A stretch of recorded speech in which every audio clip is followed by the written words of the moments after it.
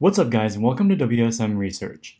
Today we're talking about a pretty unique, small to medium cap company that could be poised to benefit massively from the ESG wave. However, this company isn't just a part of ESG by donating money to social causes, but actually has built a business around creating value out of naturally occurring resources. They are literally able to extract expensive chemicals from garbage and other waste products at very little cost and sell those resulting chemicals for huge profits.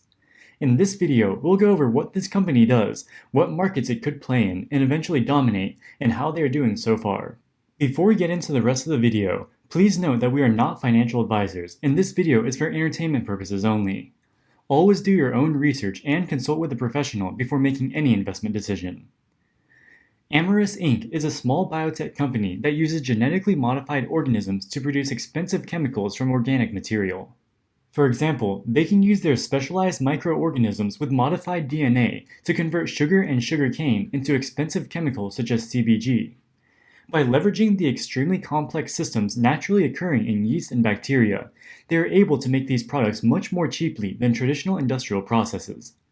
As a side product, these processes are extremely renewable and non-resource intensive. Here's the CEO giving a brief overview of what the company does. First of all, thank you for having us on. It's great to be with everyone. I thought I might share a little bit about AMRS and what we do before getting into the Q&A. At AMRS, we're the world's leading synthetic biology platform. We focus on that platform being applied through really a series of different end markets. And the way to think about it is we're very focused in beauty, in a direct-to-consumer business that has one of the leading brand portfolios in the world, which we can describe.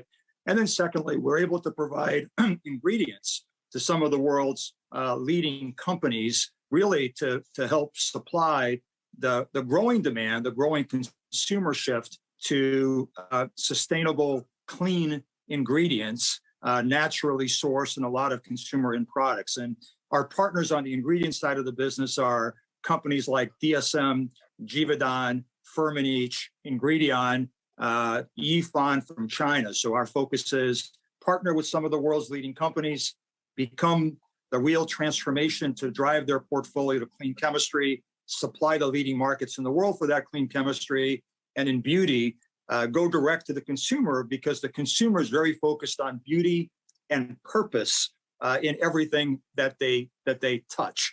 And synthetic biology is really one of the best enablers to make that a reality for consumers. So what is synthetic biology? What do we do with our technology? We are the world's leading genetic coders, and we're able to code organisms to get the organisms in a fermentation tank to take sustainable natural sources of carbon, like sugarcane syrup, and convert that sugarcane syrup into exactly the chemistry that's necessary for the end product. So we make amazing, complex chemistry from nature, accessible to all at the lowest cost possible in the most sustainable way by using synthetic biology and fermentation tanks to make that conversion happen. That's a little bit about what we do. We do this faster, better, cheaper than anyone in the world. We have 13 commercialized molecules. We have a pipeline of 24, and we have 250 molecules where we already have engineered yeast to be able to effectively make that specific molecule from fermentation. We are growing rapidly. Our revenue this year is expected to be around 400 million. That compares against about 174, 177 million last year. And we expect next year to be 500 to 600 million, and by 2025 to be about 1.5 to 2 billion in revenue. So fantastic growth, solid margins. We have the best gross margin structure in our industry. And we expect by 2025 to be at about a 30% adjusted EBITDA business. So what products exactly are their genetically engineered microorganisms capable of producing? The most lucrative products are chemicals for beauty and skincare.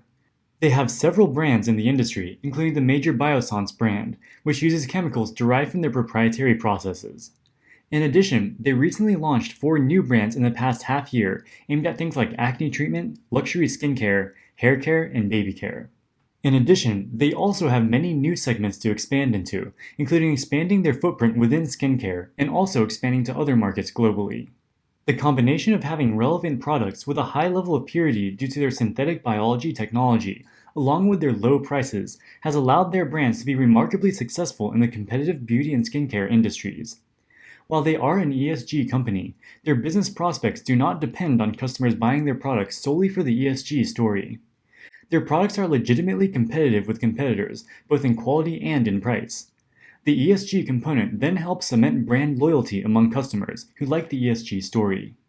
Look, the consumer has always wanted to do right for the planet, but not at the sacrifice of like great products that do good for them and paying a higher price. So those two things haven't changed. At the end of the day, as much as the consumer wants to do right for the planet, they're a bit selfish, and that what they really want is an amazing product that actually is accessible in price. So you can't charge more for sustainability.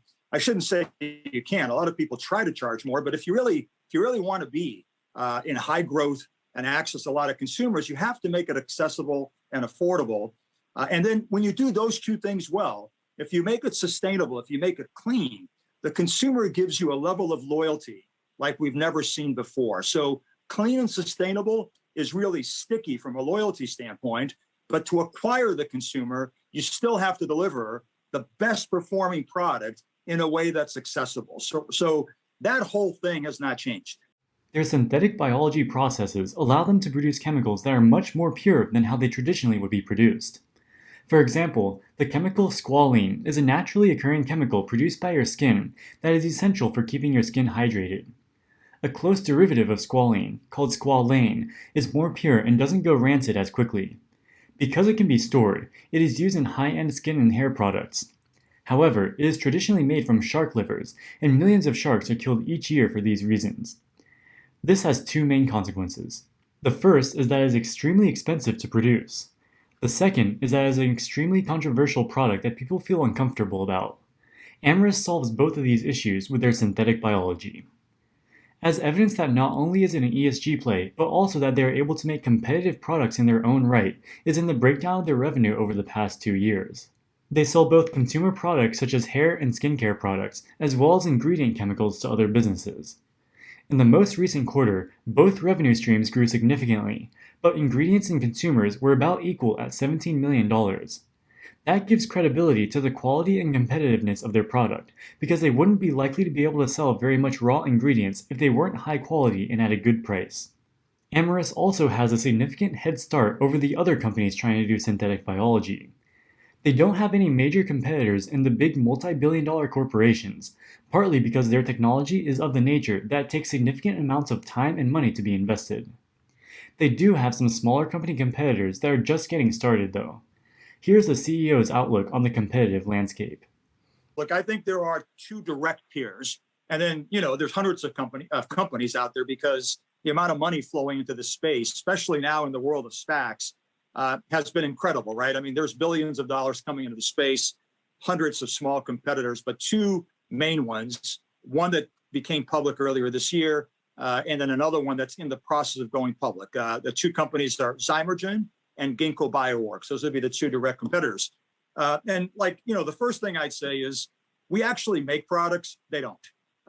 They are working on that. And, I'm sure, because I know their science is solid and the world needs their science. Like, think about it. The world of clean chemistry will eventually be, a $3 trillion market, if you believe McKinsey. So there's a lot of market, right? We are very focused on beauty and personal care because there's a lot of money to be made and it's dirty. So we can clean it up, we can do it well, and we can make a lot of money, which we're demonstrating. They don't make products yet from their technology. They are aiming to do that. They also don't have any experience of scaling and fermenting, and that's part of what they need to develop. So a ways to go. If AMRS can keep putting out new products, and there's no reason to believe that they won't, and if they're able to continue lowering costs and increasing margins, there's no telling how big this company could get. It could be the case that many of the everyday chemicals used in all sorts of products will eventually be produced by synthetic biology, which AMRS seems to be the leader in today. If they are able to execute effectively, pay down debt, and demonstrate real profitability, It could be a great American corporate success story. Alright guys, that wraps it up for this video. What do you think about AMRS? Let us know in the comments section below. Also make sure to smash that like button for the YouTube algorithm and subscribe for future uploads. In the meantime, thank you so much for watching and we'll see you in the next video. WSM Research, signing out.